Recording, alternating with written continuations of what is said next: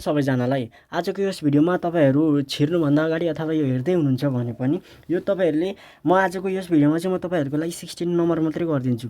त्यहाँभन्दा अरु कुरा गर्दिन किनकि यो कुनै नयाँ नौलो कुराहरु होइन किनभने यो क्वेशनहरु सबै के छ भन्दा फेरि हामीले सल्भ गरिसकेका छ जुन चाहिँ हाम्रो वेदान्तको पार्ट छ। त्यो वेदान्तको अथवा तपाईहरु हाम्रो च्यानलमा गएर हाम्रो च्यानलमै थिचेर हाम्रो प्लेलिस्टमा गएर चाहिँ हाम्रो क्लास 10 का त्यहाँ विभिन्न टपिकहरुमा भिडियोहरु छन् जहाँ चाहिँ प्लेलिस्टमा हालिएका छन्। त्यो टपिकहरु तपाईहरु छानेर चाहिँ त्यो हामीले यो क्वेशनहरु जति पनि छन् यहाँदेखि 16 बाहेक अरु सबै क्वेशनहरु सिमिलर क्वेशनहरु हामीले गरिसकेका छौं। त्यो क्वेशनहरु सिमिलर क्वेशनहरु तपाईहरुको एउटा त वेदान्तबाट प्र्याक्टिस पनि हुनुपर्यो अर्को भनेको यो एलाइटबाट पनि तपाईहरुको प्र्याक्टिस हुनुपर्यो किनभने तपाईहरुले दुवैतिरबाट फाइदा पाउनुभयो प्र्याक्टिस बढ्छ। अझै तपाईहरुले भनौं न यो क्वेशनहरुलाई यस्तो क्वेशनहरुलाई यसरी पो गर्ने थियो त हामीले यसरी गरेका थियौं त्यहाँबाट यस्तो उता हो भन्ने कुराहरु पाउनुहुन्छ। सो म 16 नम्बर चाहिँ ढिला नगरिकन स्टार्ट गरौँ। अरु सबै क्वेशन जति पनि छ रेशियोमा छ यो इलेक्सनको छ यो जे पनि छ पर्सेन्टमा कन्भर्ट गर्ने पर्सेन्टलाई नम्बरमा ल्याउने यो सबै क्वेशनहरु हामीले वेदान्तको पार्टमा गरिसकेका छौं जुन चाहिँ तपाईहरु वेदान्तबाट पनि हेर्न सक्नुहुन्छ किनकि तपाईहरु त्यताबाट पनि बेनिफिट पाउनुहुन्छ। त्यताको क्वेशनहरु सबै स्क्रिनमा आकै छ। त्यो क्वेशनहरुलाई स्क्रिनशट लिएर अझ झन् तपाईहरुले चाहिँ झन् प्र्याक्टिस गरिदिन सक्नुहुन्छ। ओके नि त। सो यहाँ हेरौँ आजको यस क्वेशन चाहिँ क्वेशन नम्बर 16 नम्बर मात्र है त क्वेशन नम्बर 16 ठीक छ। यो क्वेशनहरु हेरौँ अनि त्यसै गरेर यहाँनिर हेर्दिम है त यो क्वेशनहरु पनि हेर्दिम स्क्रिनशट लिम। अबको बुक आउँदैन है त स्क्रिनमा ठीक छ। अब यहाँ हेरौँ क्वेशन नम्बर 16 ले के भन्नु भन्दा फेरि in an examination 45% of the student pass maths only 40% pass science only and 8% student fail both subject right. If 188 student pass science then भनिरहेको छ भन्न खोजेको यहाँ देन। अब हामीले सबैभन्दा सुरुमा त represent the given information in set notation भन्न खोजेको यसलाई त हामीले जहिले पनि केमा गर्नु पर्यो सेट नोटेसन जहाँ चाहिँ एनयु हामीलाई थाहा छैन ठीक छैन। एनयु भनेको थाहा छैन भयो नि हैन। अब एनयु थाहा छैन भने पर्सेन्टको कुरामा यु भनेको त जहिले पनि के आउने हो 100% आउने हो ठीक छ।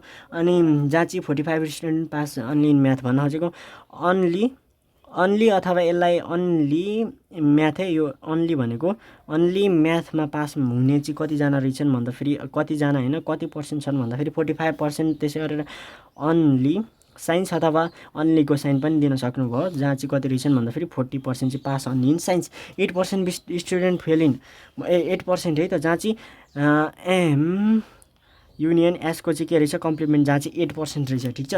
Fail both the subject if 188 pass in science then भन्न खोजेको के अरे भन्न खोजेको एन साइन्स एनएस दिएको रहेछ कति 188 ठीक छ। यति दिएको छ यतिलाई हामीले नोटेसनमा रिप्रेजेन्ट गरिसक्यौं सेट नोटेसनमा बिले भनौँ draw the above information in van diagram यो त जहिलेको कुरै हो हैन।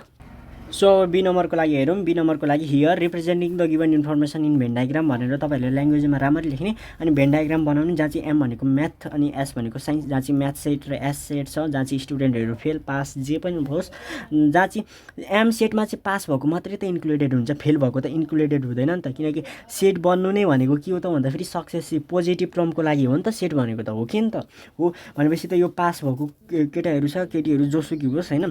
एन्ड अन्ली एम भनेको म्याथमा मात्र पास हुने संख्या 45% अनि यसमा साइन्समा मात्र 40% तर साइन्समा चाहिँ पास हुने टोटल नम्बर चाहिँ 188 छ अरे जहाँ चाहिँ दुईटैमा फेल हुने चाहिँ 8% छन् अरे भनिरहेछ क्वेशनले। त्यसो भए एनयु भनेको त जहिले पनि पर्सेन्टमा 100% नै हुने हो यो कुरा तपाईहरुलाई थाहा छँदैछ।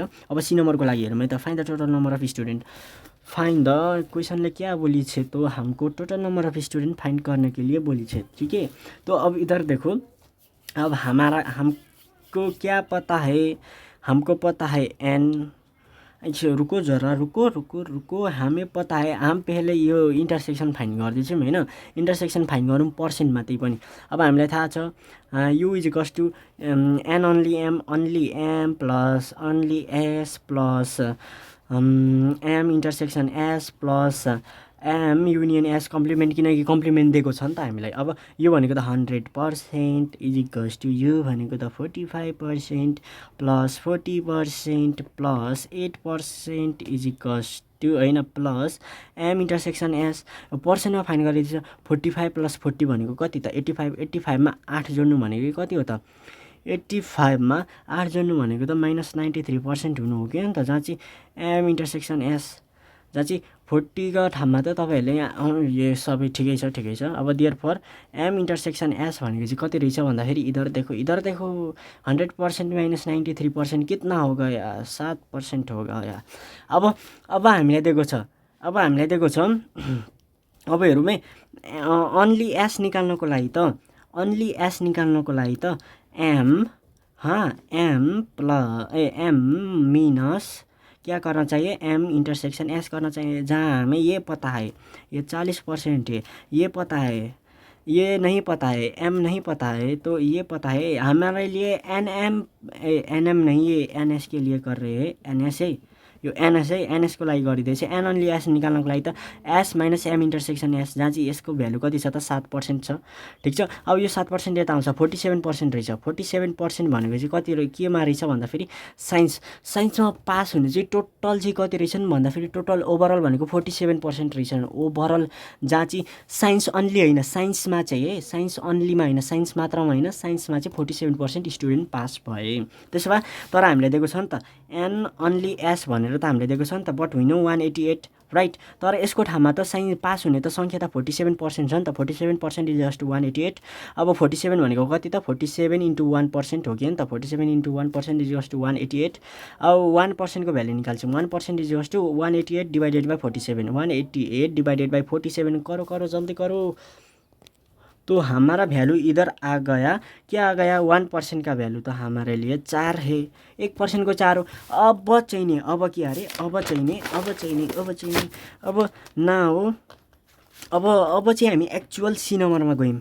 अब ना हो total number of STDs student NU is equals to total number of student NU is equals to 100% हो, जहाँ चाहिँ 100% हो U को कुरामा होइन। अब NU फाइन्ड गरिँदैछ नि त, सो 100%। अब 1% को भ्यालु कति 100 × 1% हो कि नि त, 100% भनेको 100 × 1% हो। अब 100 × 1% को भ्यालु अहिले फर 4 निकाल्यौँ, 100 × 4 भनेको 400 भनेपछि दियर फर NU कति रहेछ त 400 रहेछ। ठिक छ। How many total student in percentage are there in examination भनिरहेछ त, के भनेको यो how many total student in percentage are there in examination भन्न खोजेको कतिजना चाहिँ टोटल भनेको थिए, कतिजना चाहिँ टोटल पर्सेन्टेज स्टुडेन्ट थिए दियर फर 100% राइट, 100% जना थिए भनेर लेखिदिने। How many total student in percentage are there in examination 100% त थियो नि, कतिजना थियो त 200 थिएनन्। So that's all for today's video. अनि मैले के भनिरहेको छु भन्दाखेरि अहिले पनि भनिरहेको छु तपाईँहरू हाम्रो वेदान्तको पार्टमा जानु होला है त। यो अरू क्वेसनको